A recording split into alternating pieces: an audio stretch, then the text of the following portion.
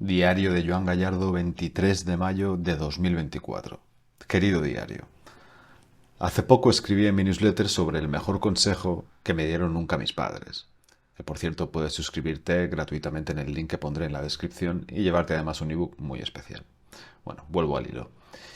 Y hoy quería hablar aquí del consejo que me dio mi padre en concreto. O sea, en la newsletter yo hablaba del mejor consejo de mi madre y del mejor de mi padre. Y hoy voy a hablar aquí del de mi padre, que era el siguiente. No cuesta mucho más hacer las cosas mucho mejor. Eso me dijo un día. Y me lo dijo un día trabajando juntos en la tapicería familiar, en el que la verdad es que yo ese día no me estaba esforzando demasiado o en absoluto con el trabajo. Simplemente estaba haciendo lo justo, por decirlo así, y nada más. Y claro, en una de estas a mi padre le dio por revisar lo que estaba haciendo y vio que, bueno, pues que sí, que era un 5 de 10, pero ni un, ni una décima más, mejor, ¿no? Y entonces fue cuando ahí ya me llamó a filas y me echó una bronca bastante maja, la verdad. Y ahí fue cuando me dio el consejo. Y además me lo dijo como sin querer, ¿no? Camuflado entre la bronca. Y exactamente me dijo lo siguiente. Me dijo, Juan, así de la forma que se dice, no hagas nunca cutradas. Nunca. En nada. Acostúmbrate siempre a hacer las cosas bien, muy bien. No cuesta mucho más hacer las cosas mucho mejor. Y yo así. Y a ver, no es que él lo hiciese todo bien, ni muchísimo menos, pero sí es cierto que cuando hacía algo, lo hacía con un nivel de esmero bastante acojonante. Recuerdo que a él también le gustaba pintar, le gustaba dibujar y le gustaba hacer maquetas. Y un amigo suyo se hizo una casa en el campo y mi padre le dijo que le iba a hacer una maqueta de la casa, de la fachada desde fuera. Y se pegó como 2 años, pero 2 años trabajando cada día en ella. O sea, y era como una maqueta en miniatura, obviamente, de la fachada de la casa. Vaya tontería acabo de decir, ¿no? Pero hacía cositas como una farolita en la fachada, así de un tamaño minúsculo, pero lo hacía con todo, con luz incluida, y le gustaba pegarse todo ese tiempo con detalles pequeños, ¿no? Que luego él podía estar 2 días sin venir al taller a trabajar porque no estaba motivado, pero la verdad es que cuando venía lo veías esforzarse y pulir lo que estaba haciendo. A veces a un nivel que creo que desproporcionado, ¿no? A mí, por ejemplo, me echaba broncas si las grapas, que las grapas, por si no lo sabéis, cuando tú tapizas una silla, las únicas grapas visibles de verdad son las que van en la parte de abajo, en la parte que no se ve de la silla, ¿no? La parte contraria a donde se sienta alguien. Y yo pues tapizaba así, ponía las grapas y demás, pero él me regañaba porque no las había colocado de forma bonita. O sea, tenían que estar en diagonal, en el mismo ángulo y cada 3 dedos, pero de una forma como, no sé, bonita, como si estuvieses haciendo una especie de dibujo, ¿no? Como con un patrón. Y yo pensaba, pero me cago en la puta, qué gilipollez. ¿Quién coño va a darle la vuelta a la silla para ver cómo están colocadas las sillas, ¿no? Las grapas, perdón. Y él le daba valor a este tipo de cosas. Y yo, la verdad es que no lo acababa de entender, porque yo lo veía ahí esforzándose tanto por tapizar de una forma prácticamente perfecta, sin que quedasen arrugas o pliegues en la tela, si la tela tenía dibujo, que quedasen todas las líneas de la tela perfectamente bien colocaditas y tal y cual. Y, y yo no podía evitar pensar que nadie se lo iba a valorar. Y que total, para la miseria que nos pagaban una mierda, ¿qué más daba si la silla no salía de una forma perfecta, tal y como él tenía en la mente, ¿no? Pero no,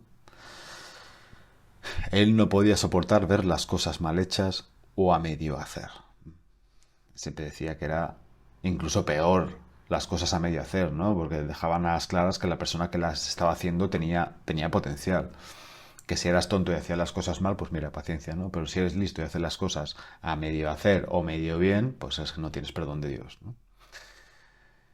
Y entonces, cuando eso pasaba, te enseñaba y con razón, con bastante razón, que con un pequeño gesto, con un mínimo esfuerzo más, estirando un poco más aquí y aquí, fijándote un poco más, ¿no? Y estirando un poco menos de este lado y haciendo esto así y así, o lo que sea que estuviese estabilizando, pues que te quedaba muchísimo mejor, te quedaba de puta madre.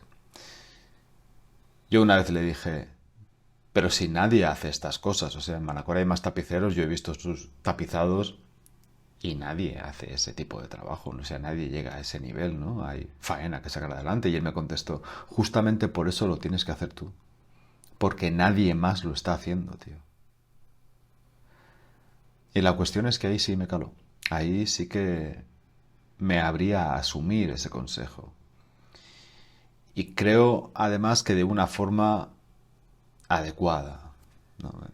Equilibrada, virtuosa, porque no me convertí en una persona perfeccionista, sino en una persona detallista, en una persona esforzada, en una persona esmerada. Y pienso de verdad que eso en el largo plazo ha tenido un impacto enorme en mi vida, porque creo que he sumado ese 5% más de mejor hacer a todo lo que he hecho en mi vida, o a casi todo lo que he hecho en mi vida desde entonces. Y claro, eso, desde hace muchísimos años, haciendo muchísimas cosas, pues eso acaba sumando mucho en el total final, ¿no? Tanto como para hacer una gran diferencia. Mi padre no se prodigó en consejos, ni en directrices, ni indicaciones. No, no ha jugado nunca ese papel de padre mentor, ¿no? Pero este sí que caló. Escaló y tanto que a día de hoy es una especie de lema familiar, ¿no?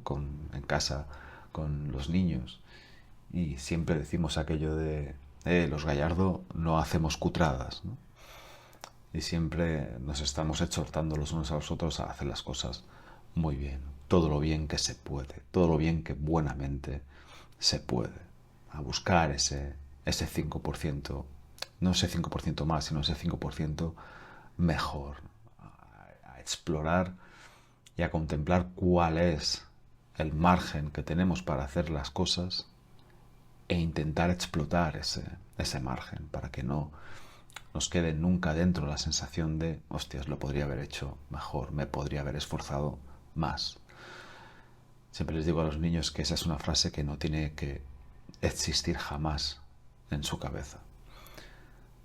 Porque es muy importante, porque la paz de espíritu también depende en gran medida, yo diría que en su mayor parte, de lo tranquilos que estamos con lo que hacemos, ¿no? Con el esfuerzo que le damos a la vida y a las cosas que hacemos en la vida.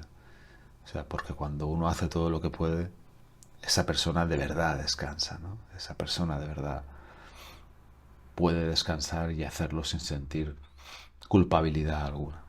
Y eso es algo extremadamente bueno para la vida de cualquiera, de cualquiera. En fin, pues eso. Nada más. Nos vemos el lunes, seguro. Paz.